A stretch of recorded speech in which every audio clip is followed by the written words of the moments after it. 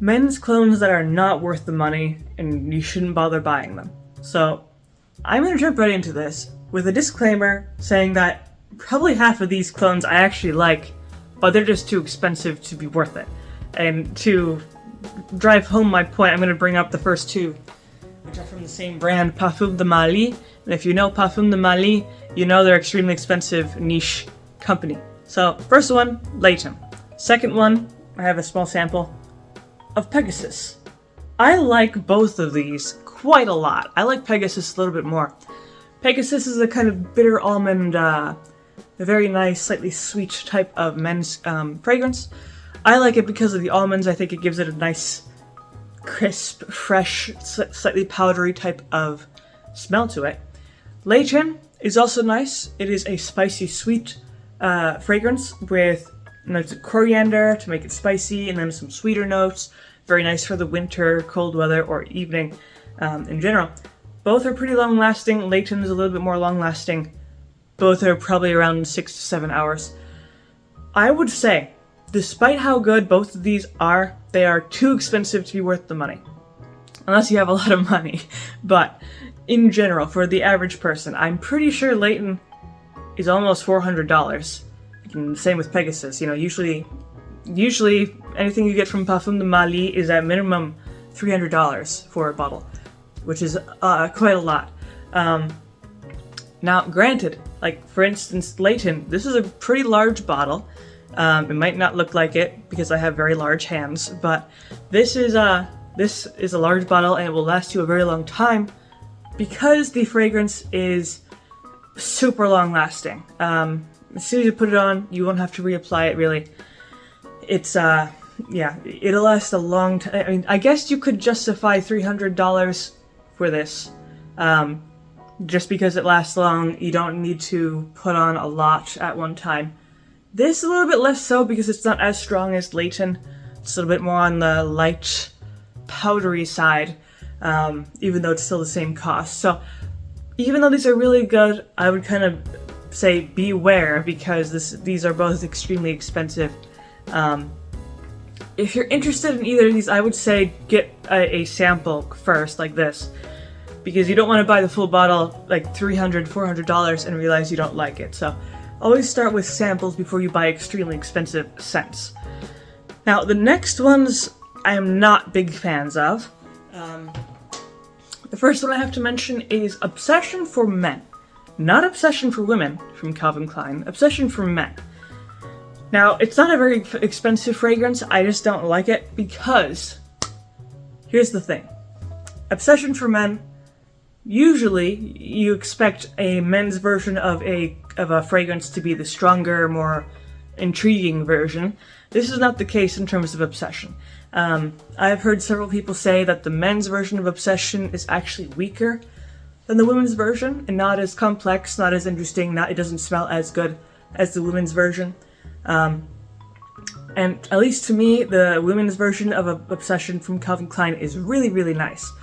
And it's so strong and woodsy and musky that it can easily be a unisex option. Because it came out in the 80s when women's fragrances were just pretty much men's fragrances by today's standards. But I would say ditch Obsession for Men. If you're gonna pick an Obsession, pick the women's version because it smells like a men's clone anyway. And it's just stronger, it's more interesting, it sticks around longer, it's just a nice woodsy animalistic fragrance. Then, I think this one is kind of universally agreed upon, which is 1 Million from Paco Rabanne. I have heard so many people who dislike 1 Million, mainly because it is too sweet for a men's fragrance. I've heard people say it smells like jelly beans, it smells like gummy bears, it smells, just like too much of a candy-smelling fragrance for men.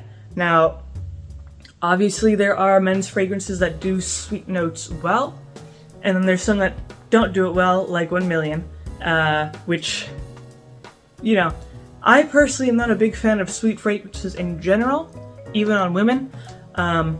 And when you go to the extreme side of sweetness, it's just really too much. It becomes a little bit sticky, a little bit too much. Now, there are some people who obviously like it, but besides the sweetness, it's also extremely strong. It's meant to be a clubbing fragrance, so you will certainly get noticed if you're out in the club wearing it, but you might not get positive attention. You might have people just going away from you in the crowd. But unless you really, really like extremely sweet fragrances, I would say just avoid 1 million. It is not worth it. A lot of people will not like it either, so, you know, kind of steer clear from it in that case. The last one I have mixed feelings about, which is Davidoff Cool Water. More of a classic, I believe, a 1990s scent. Now, it's not bad. It's certainly not bad. Mainly a, you know, cool water in the name. You can imagine a fresh, aquatic scent, which it is. My main qualm with it is that it doesn't last very long. I really don't like buying a fragrance, putting it on, and it disappears pretty much immediately. It's like, well, I just wasted a bunch of money, so that wasn't worth it. Besides its poor longevity, I would say, some people say it's a little bit synthetic. I can kind of see that.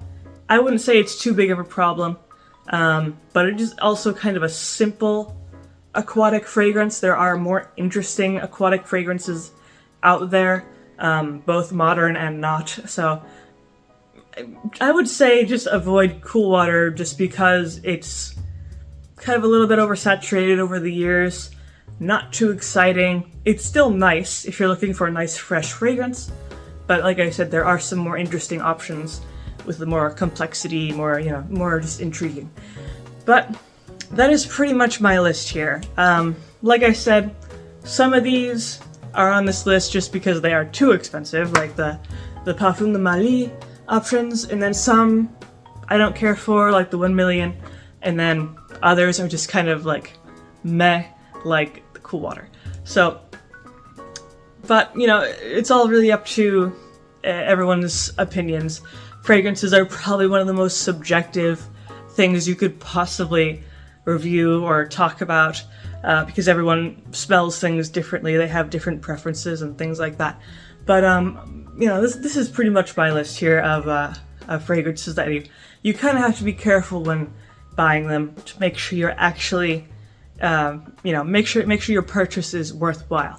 And I always say, before you make any purchase, especially of an expensive fragrance, just get a sample first, just to try it out, to know if you like it or not, because there's nothing worse than buying a full bottle of an expensive fragrance just to find out you don't really like it.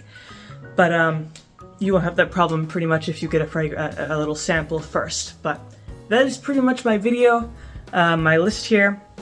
If you found this video helpful, leave a like, maybe subscribe, and I make videos throughout the week, so stick around for those.